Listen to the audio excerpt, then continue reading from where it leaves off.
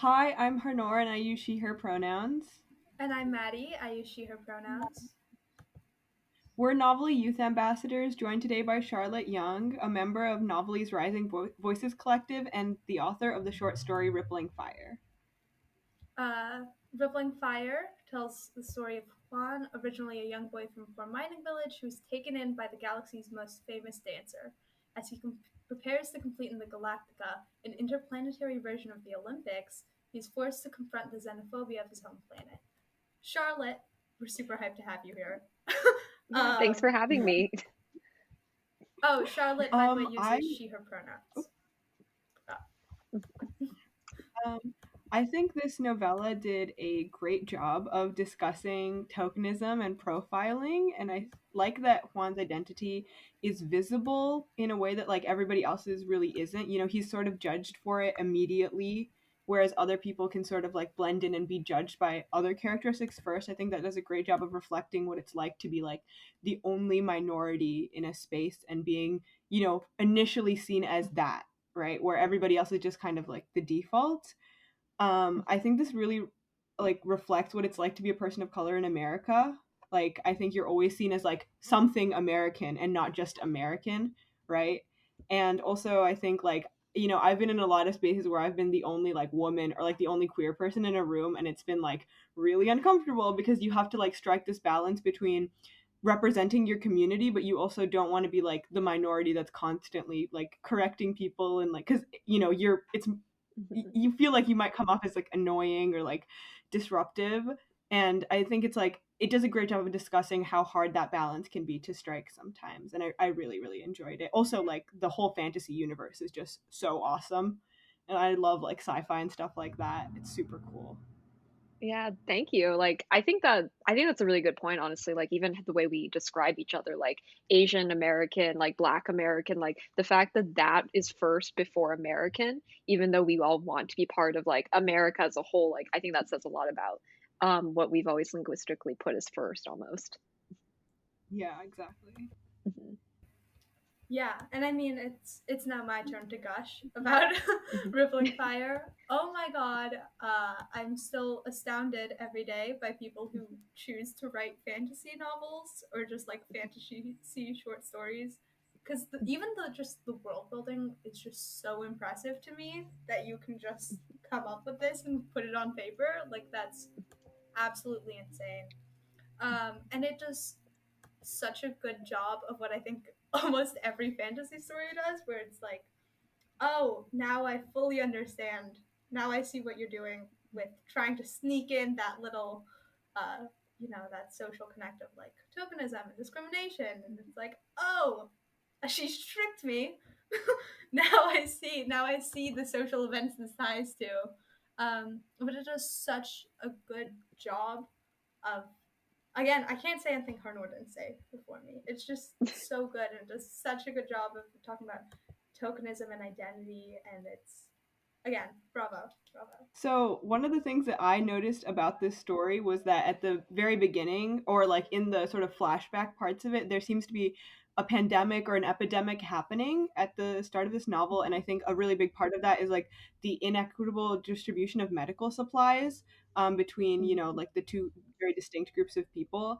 And I was just wondering, how was this story influenced by being written during a pandemic, and how have you personally been influenced by it?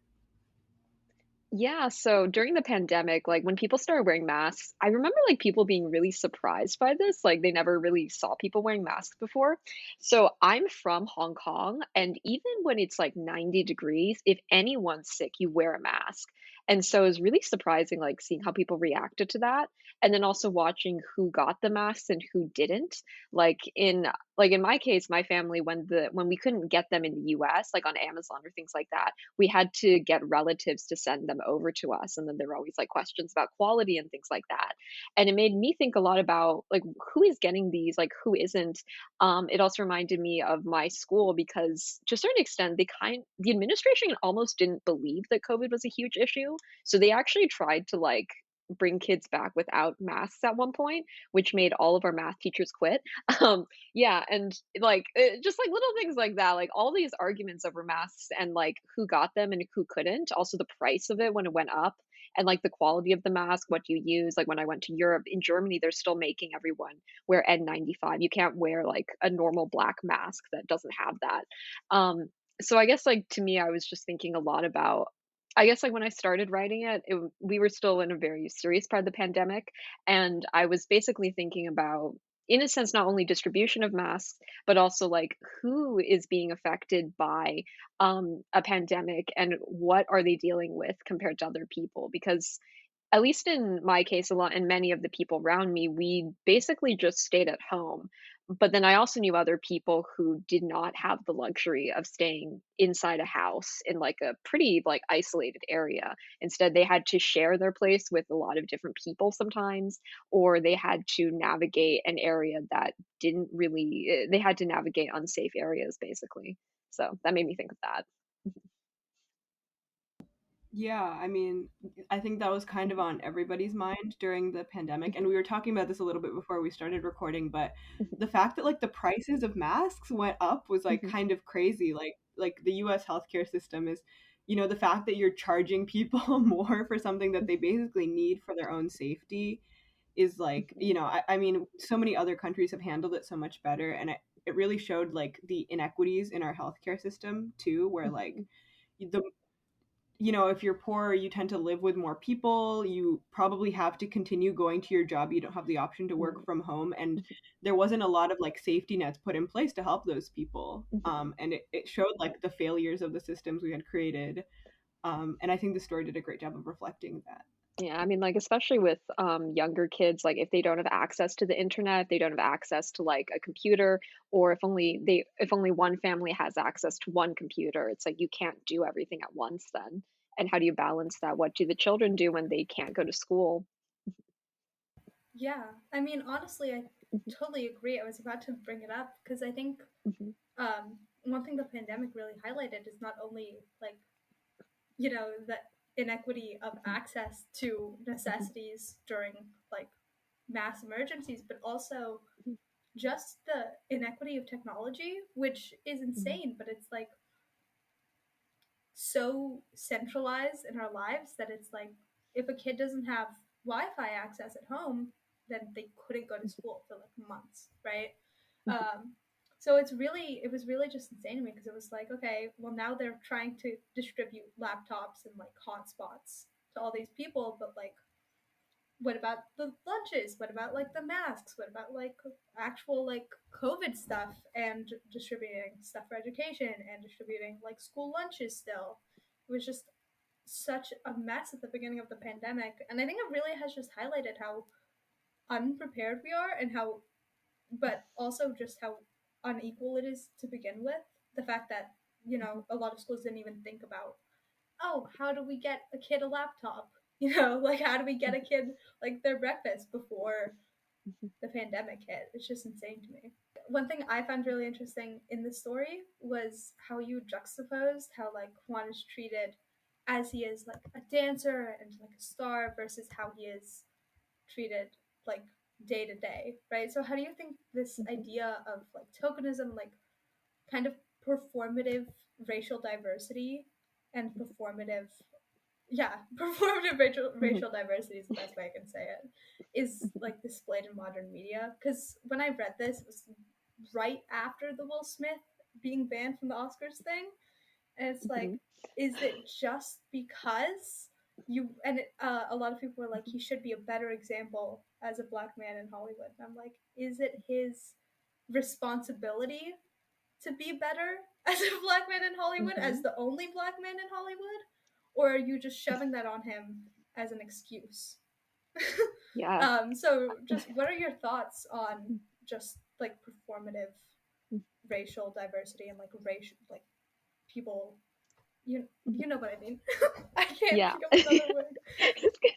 I think that's actually a really good question because I did actually read up on the Oscar slap, and I was like, huh. I mean, it's just like one guy, and it's like, but he has to like represent an entire group. That's a lot. Mm-hmm. And in some cases, I kind of see that with Juan because yeah, a theme in the story that I always thought about was like money and athletes because like throughout the story they're trying to please their sponsor and there's so much like PR and marketing related to Juan's public image and that they're freaking out about it because Juan is almost as much of a product as an actual person. And yes, he is like a minority and he is chosen well, he is chosen for like his skills, but also he's heavily marketed as like the different one. And in some cases, and like he comes to represent I think, yeah, like in the story, he kind of comes to represent also like the guy from the mines, like not really like like he is as much a dancer as he is that guy from the mines who's also a minority. And in a sense, he does have a lot of pressure to perform as like someone who is like almost a very clean, settled person rather than well, at his age, like basically a teenager trying to figure things out. Like he's not really allowed to make mistakes. And I think that that kind of does reflect on a lot of minorities that have to like be in spaces. Like there's this higher standard I feel like in terms of behavior, like what you can and what you can't do.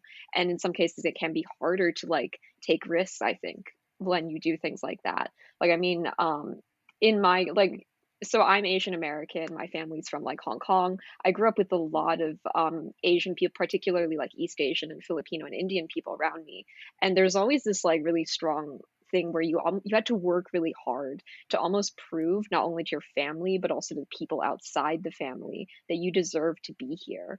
And so I've always like I grew up with a girl down the street who went to Carnegie Hall when she was 8. Like I grew up with crazy people around me kind of. And yeah, and it's like I remember my mom telling me this girl went to Carnegie, what are you going to do? And I was I don't know. Yeah. And it's like just this whole like accept there's this expectation that you have to be really good in at least one thing. And I mean even at my home like my dad was like that too. Like he's obsessed with math. He literally dreams about equations. Like that's how obsessed he is with that sort of thing. And I guess like growing up in that kind of community, like at least in my experience, like I always felt like I had to be really good at something and I had to specialize. And I think in some cases like and I think that did make me a lot more driven, but it also like there's also a lot of challenges with that. And I think I kind of conveyed that through like Juan, where he has this constant pressure to succeed and to constantly like try to be perfect, basically. Absolutely. Like, I think especially I'm half Filipino, so I can only kind of speak from the Asian American side of it. I don't even know if I really count as that. It's a half, but no, I think a lot of times, especially since Asian people, it's like considered a model minority, right? It's like good Mhm. stereotypes. It's like you're really good at things. You're really smart. Like you're really like put together. And I think it also really does represent like the pressure of being the only minority figure in a room because it is almost like if you mess up, you're not only representing yourself, you're representing your family, you're representing like in Juan's case, it's like you're representing your country, you're representing everybody who's like you. And it's that idea of like, okay, so if I mess up, what if they don't like if I mess up, what if they don't hire another Mhm. woman? You know, if I mess up, what if they don't like take like what if I cause somebody else to fail? What if I cause somebody else to like lose their opportunity? And it's the kind of like stress that I don't feel a lot of white people have to deal with. And again, I keep on thinking about it in like modern media because it's like, okay, well, if you know, I see these articles and it's like Will Smith should know better and should set a better example to go against the stereotypes about black men. And it's like that is not Will Smith's job.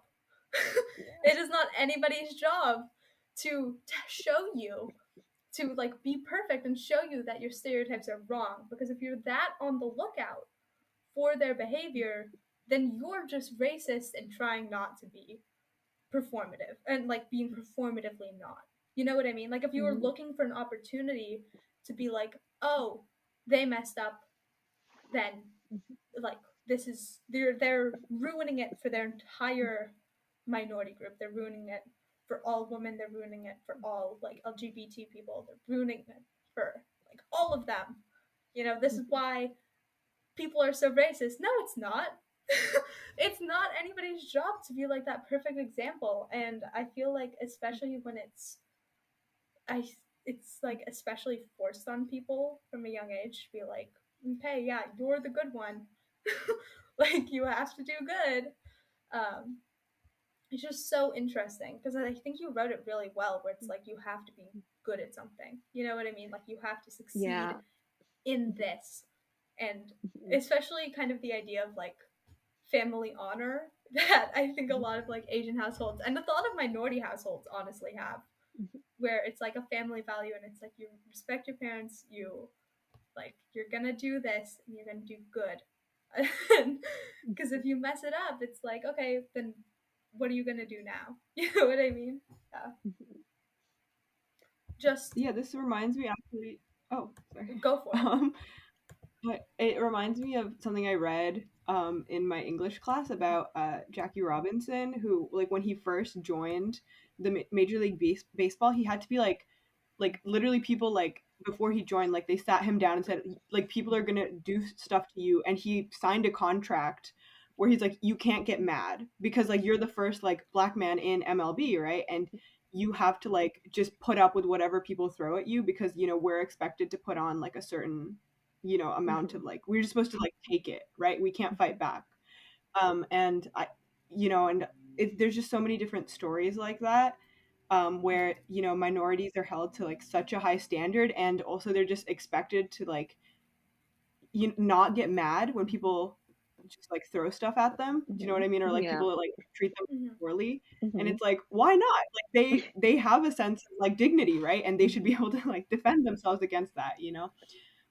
I think it's just a completely different set of standards. Mhm. I mean, personally, I do some academic competitions, Mhm. and I usually am the only girl in the room, and I'm always so scared of getting an answer wrong because like if somebody else gets an answer wrong, it's like, oh, okay. But then for me, it's like, oh, of course she did it because she's dumb. She's the only girl here, and obviously, like she doesn't know it, right? And it's like, even if other people aren't necessarily saying that to you, you feel like you're representing an entire group of people being in that room, and you have to be better than everybody else. Um, Mhm. and I think based like continuing on like sort of path of discussion, I think it's pretty clear in this story that at least socially there's a different set of rules for Hwan than for his competitors. And I was wondering how you think privilege shapes like sporting competitions that are supposed to be fair for everybody, but don't end up actually being that. Yeah. I think that social privilege, well, for one thing, I think even from the beginning, social privilege shapes a lot, like how someone gets into sports. Sports can be very expensive, and depending on the sport, you like the high school, your middle school, younger, you might never have access to that. Like how many kids have access to gymnastics, for example, or let's say fencing. Like I didn't even have that until high school, technically, and almost no one did that. Or like, for example, how many people can be like Olympic skiers when, for example, you're from somewhere where there isn't enough snow to ski. It's probably going to be the wealthiest people, and oftentimes the wealthiest people are not going to be the most representative, or they're just people who are like the majority. I think that like even from like a very young age, the people who have access to certain sports is very rare, and it's very limiting. But then afterwards, also with social privilege, I think another thing is that athletes are also very much defined by a public image, and that will also affect like the popularity of an athlete. Will definitely affect how they, for example, how many sponsorships they get. And I mean, like athletes, there's only so much time you have until you have to retire. You're going to depend on things like your reputation you built up, how many sponsorships you got, like whatever training or coaching you can do. That is going to be very dependent on public opinion, which is going to be depending on the person, depending on the sport, depending on the society and the time period, going to change a lot. Like sometimes you could be in, like I remember hearing about a really famous wrestler called Ronda Rousey. She won, I think, an Olympic bronze medal, I think, in Taekwondo. And she found that even though she won the Olympics, within a few months she was back to waitressing because like that's what happens with like that type of like that's just happened to her. And it's like it was because partly because she couldn't get enough sponsorships, and then she went to WWE, and that changed things. But basically, I think like an athlete's life is very difficult. It's very dependent on the economy, how much you're marketed. And in some cases, like, and very much like your childhood, especially, it's kind of very much dependent on like what sport you get into is kind of dependent on the socioeconomic advantages that you received as a child. And so Juan's case is a bit unusual because he finds a sport that he should not be able to access, especially in his situation. And he just finds on accident, and then someone of someone like finds out and then they like tell someone like it's very unusual. Mhm, Yeah, you mentioned the like the Richardson case, where she found out her mother had died, mhm, like from a reporter, and actually like that story, she I think she failed a drug test for mhm. having a CBD in her system, which isn't even like a Mhm, doping like drug, right? exactly. And then yeah, and then there was an Olympic figure skater who was like 15 breaking all the records, and then it got Mhm, found out that she was actually doping, and she still got to compete. She still got to keep her medal. She just wasn't allowed to go to the ceremony.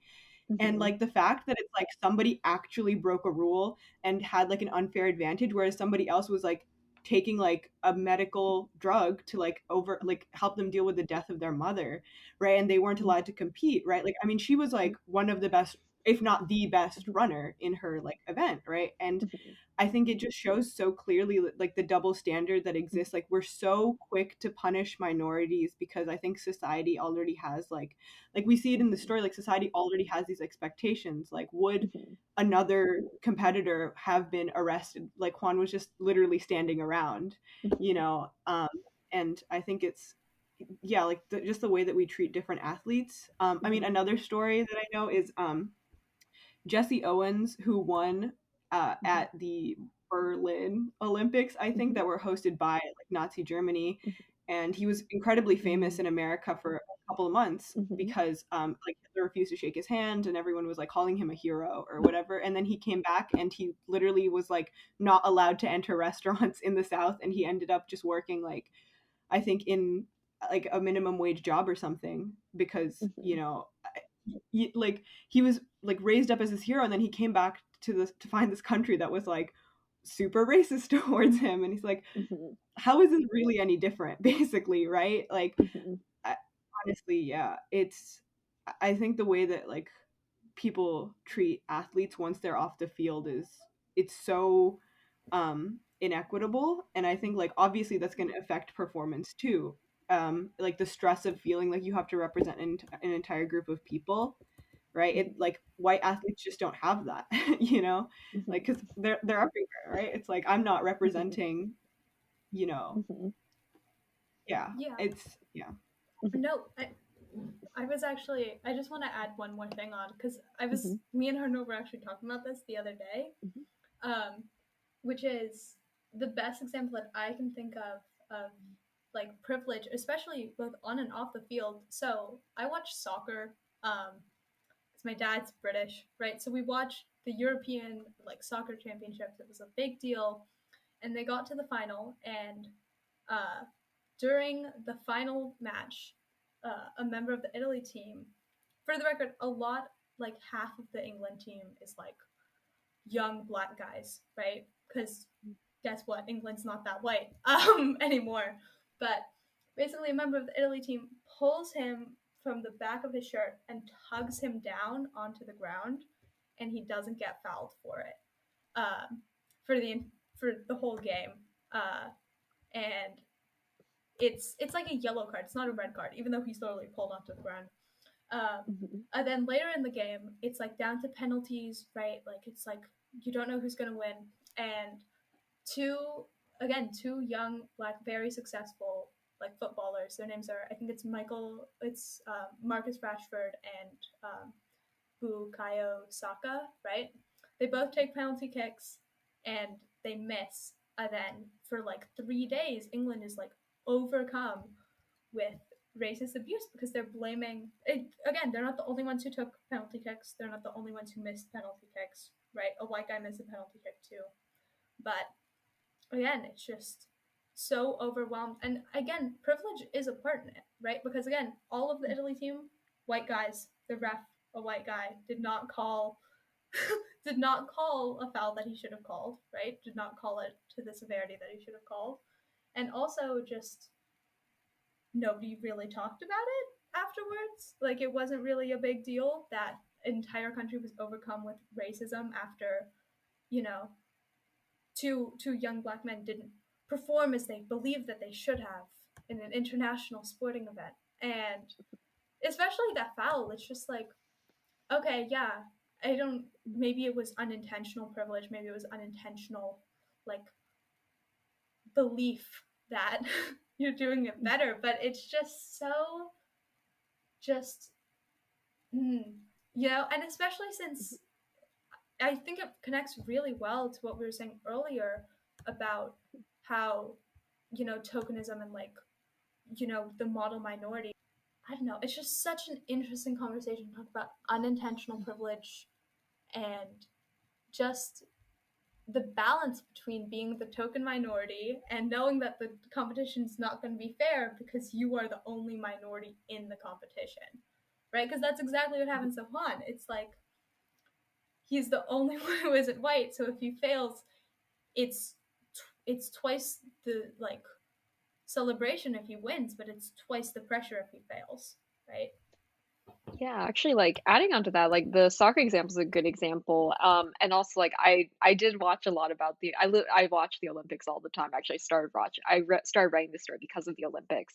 Yeah, with like the Valieva case, like the figure skating one.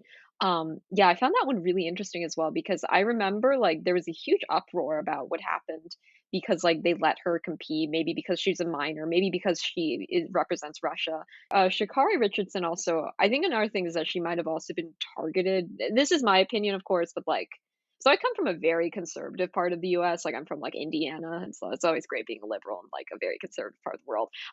But like, I remember when I told people I knew about this, they were like, well, she's kind of like they would have like weird faces and I'd be like, "Wait, what's wrong?" And I noticed that whenever I mentioned she was like I believe she's lesbian, whenever I mentioned something like that, they would like kind of have this face and I was like wondering maybe like the people who are like maybe the people who are like making these decisions, they might also be not only like thinking based off of like racial minorities, but also like other things like are they queer, things like that. Like how does that affect the opinion of like decision committees? I mean, I don't know who is on these committees, and I'm sure we could find them on the internet, but I think a lot of these very powerful institutions are often chaired by people who are coming from very powerful backgrounds that are often not very against the status quo. They're usually like actually the forerunners of a status quo and the gatekeepers in a sense. Yeah, I mean, it always opens the question because what I think about most when I think about the Sha'Carri Richardson case is like if it was a black woman who was using CBD, which was completely legal, but the thing is, it's like the overlap between it's CBD, which is historically, black people have been targeted far more. There have been far more arrests for people of color with marijuana than there have been for white people using much harder, much more addictive, much more illegal drugs in the United States. And especially since I'm from California, it's like that's the big thing, right? Weed is legal, but there's still so many people, so many more people of color that go to jail for having weed or went to jail for having weed than there are white people for having like meth or cocaine. And it's absolutely insane. But it's also the question of like, look, if the 15-year-old had weed, would you have still let her compete? You know what I mean? Would that have been, if it was just CBD in her system, would she have been able to go to the podium? I think that's a good point, yeah. And also I think the decision is also pretty bad to like to allow minors to like be able to take these drugs because it sets a precedent. Oh, And yeah. in particular with Russia's case, like with They have a her coach, history. yeah, with her coach like Tutoritse, like she's kind of known for creating really awesome knockout young skaters. But then what Mhm. happens is that they burn out from so many injuries and mental stress that by the time they're adults, 18, they all quit. Like even the Olympic winners, like they all quit. Because Mhm. their bodies are just falling apart because she pushes them so much. Like she already has kind of a history of questionable, frankly abusive practices. And Yeah. having like telling well basically ruling in this case, like letting Camila Vavieva perform basically tells people, especially her, that, oh, I could probably do this again and get away with it, which is Mhm. also hurting the people that it could benefit, but it's probably long term, like definitely hurting really everyone in this, like the young athletes, they're being taken advantage of. It's not a great precedent, especially since it's, if it's people who are already privileged, and you're if the people who are from less privileged communities who work twice as hard to get there, then only to get knocked out the competition by a girl who was almost definitely cheating. It's just heartbreaking. But Yeah. back to talking about the story instead of going on our Olympic sports tangent, um, which is all of our faults, to be honest. Um, do we want to switch to our sort of rapid fire questions I think we should. as we sort of wrap up? Yeah. Okay. So we're gonna switch to our more sort of fun, less like intense questions now. Though I think our like a little Olympic sidebar was pretty awesome. And oh, this one's actually related. So, what sport do you think should be in the Olympics? And it also just like doesn't technically have to be a sport. By the way, it could be like Mhm. literally anything. What would you just want to watch on an international stage? Honestly, I would love to see like a worldwide, like a I would really like to see kendo as an Olympic sport because I just saw a performance last week from my university's kendo club, and it is so interesting to watch. Like I don't know why I like watching the really artistic sports and the really aggressive sports, and there's like nothing in between. Like kendo is basically this thing where you have these wooden sticks and you wear helmets, and then you basically scream and whack each other. And it is so interesting to watch. I don't know why. I'm like, I kind of want to join the club actually next year because it looks like the ultimate like de-stressing tool. Just like, yeah, I can just scream my heart out. Yeah, I don't know. I just saw that. I was like, that's fascinating. That or K-pop dancing because I feel like the stuff people do sometimes while they're singing, like that's just impressive. Like, how do you do that? like So the I would love to see that sort of thing. like an Mhm. international Eurovision, but it's just like K-pop Yeah. dancing. That would be I would watch the hell Yes. out of that, especially if they had like Same. costumes. Oh my god, I would Mhm. I would actually love Yeah. that. That'd be so cool. One of my favorite existing ones is like one where you do cross country skiing and also shooting. Oh my god, I love And that. there those two and like Mhm. yeah, and it's like the thing about cross country skiing is like sometimes you go uphill. And like skiing uphill is the most amazing thing because they're working so hard to move so slowly. And then they go to shoot and they have mics like next to the guns so they could hear the shot go off, but then they're just going because they had to like walk on skis uphill. Like I love it so much that we as a society have been like, we need this to be a sport on the international stage. No, We need to really specialize in it. my favorite is the pentathlon. If we're talking about like most complex, Yeah. the pentathlon, because Oh my I don't know god. if you're familiar. Charlotte probably is because she's like an Olympics nerd apparently. But if you're not familiar, it's fencing, swimming, running, shooting, and equestrian.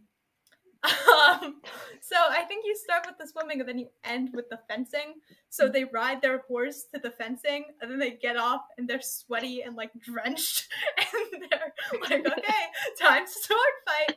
And I just love it so much. I wish we could add like chess or poker to it or something, or like pool, like something Poker where game at it's the end. like Cool. yeah, where it's like Yeah. between the between I think the swimming and the running. Right, because I think they run. I think they run to the shooting. So I think they swim, they get out, they sit Just a down, little they're break. drenched, and then they start playing chess. And then they have to. And then just And like then as soon as it's done, they run and they fool. shoot stuff, and then they jump on the horse, and then they go and they fence. I think that would We make should it add like a pub trivia too. trivia. There should be You trivia. have to like Pub trivia. Have a no, drinking but like you contest have in to be between. drinking. Yeah, yeah, yeah. Yeah, the decathlon. You do like a shot game. Yeah, exactly. No, they have to take Beer shots and pong. then they have to ride the horse. So it's a test of how Yes, well you yes, can that's hold your liquor. They have to take shots on the Yeah. horse. It's like a hot dog Europe eating would win. contest is the last one. Okay, we're just gonna go through the last few quick questions. Maybe just one, based on how much we talk. Yeah. But what's a book you think everyone should read? Ooh, okay. Nonfiction or fiction? Okay, I'm gonna Give say me two both. because Give like me those are both. so different. Okay, the first one for fiction is definitely Red Rising by Pierce Brown. It's basically this, to put it simply, it's like Star Wars, but like Roman kind of, but in space. It's very dramatic, very bloody, but really interesting. And it's like an epic tale told, I think, 2,000 years into the future. And you really care for the characters, and it is a wild experience. Like you get to see this guy like do this whole anti-hero journey. And he's like, he kind of sounds like a Greek tragic character. Really interesting to read though.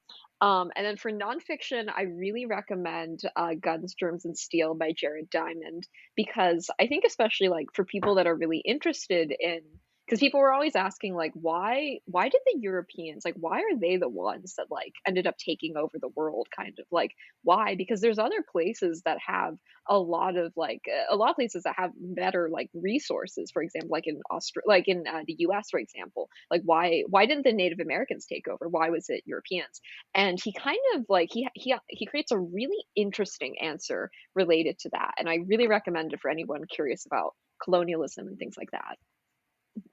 Ooh, okay. Yeah, we had to read an excerpt from that actually in our history class last year, and I found it really interesting because a lot of people, a lot of like the really, uncool people that exist today say that it's like a cultural superiority, but a lot of the civilizations that the Europeans took over were like medically, scientifically, like culturally, like way more advanced than them. They had invented like, and I mean, like Native Americans in America before the Europeans arrived were doing the kind of like sustainable farming that we're trying to do today. Like, like they had really learned how to like farm in a way that didn't exploit the environment to the point where it was like damaged. Mhm. And, I mean, they had created the kind of civilization that we're trying to build right now, where we're like, ooh, we really messed up the planet, huh? Yeah.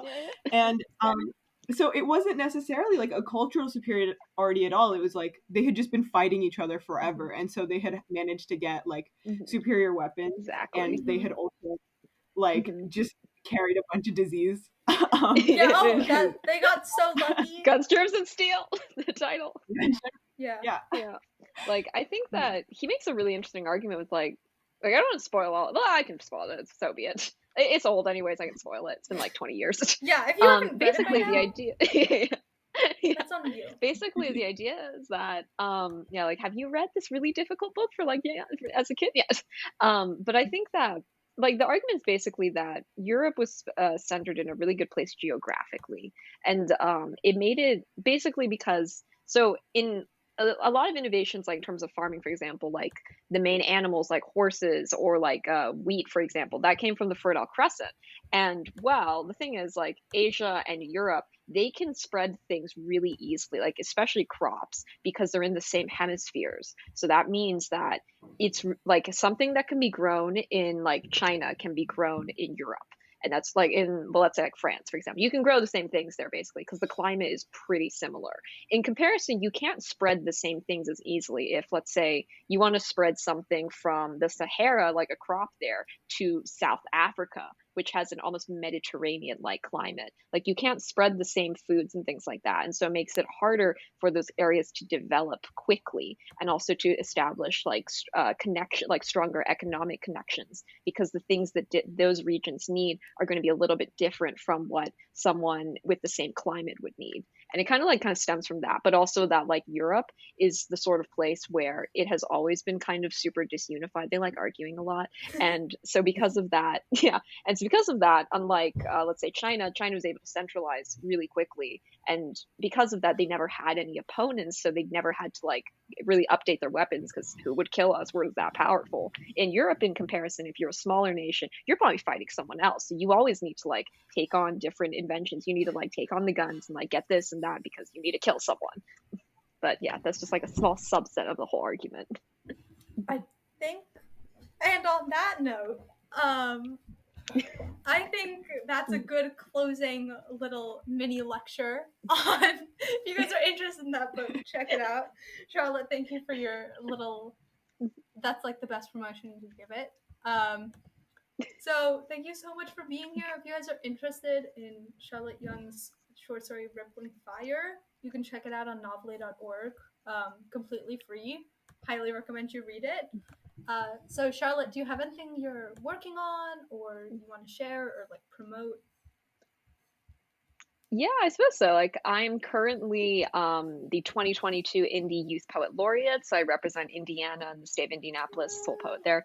And basically, we are creating, for example, if you're in Indiana, like let me know because I'm probably going to be creating an anthology for Indiana youth.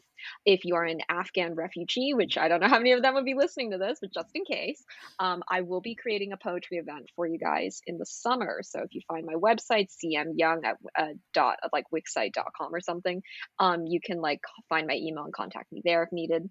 And also as an IHRAF youth fellow, I'm currently editing a youth poetry anthology. So if any of you are poets, go to ihraf.org and find the poetry submission, the youth anthology submission, because I will be reading those and I'd be really excited to listen to what you guys have to say about human rights and the world around you. Oh my god, you're so cool. Yes, everybody go submit your poetry. Go like check out all of the stuff Charlotte just said. I don't remember the link to the websites, but seriously, it's a great opportunity and you can never regret just submitting some of your work. That's how we're all here. So highly recommend submitting poetry or any other literature to all of Charlotte's organizations and anthologies get published. Yeah. And also, Novelly is having. Oh, I guess by the time this episode comes it might out, be over. but we're always having a place to submit writing. But for the month of April, we do have a spoken word poetry competition, and I think our Rising Voices Collective applications open up again in August. So if you would like to be interviewed by us, very cool youth ambassadors, RMB, don't you want to talk to us so bad? You know. Exactly, about the Olympics, about drunk horseback riding. You could be right here with us. Yeah, it's fun. Yeah, I'm sure that's the quote for the website. Apply to a Rising Voices Collective. It's fun. Again, a huge thank you to Charlotte for being here. And if you're interested in learning more about Novelly or reading Charlotte's story, make sure to check out Novelly at www.novelly.org. We have a bunch of cool stuff. You can meet people, you could submit your work, you could read other awesome young people's work. We always have something amazing. Going on. Thank you, Charlotte, for being here. Always. Yeah. Always. We promise. If you catch us slipping. The stories are actually good. The stories are actually good. We promise. We're not lying. We read all of them. I can guarantee they're all fantastic. They're not even on SparkNotes. They're not even on SparkNotes. You have to read them. It's a sign they're not basic. Yeah. Okay, and on that... They're so much better than whatever we read in English class, which is just like white men being like, "Oh, women won't date me. I'm so sad." And then people are like, "A classic." Okay. Anyway, on that note, thank you guys so much for listening or watching or just consuming this podcast. Check us out at novelly.org and yeah, have a great day.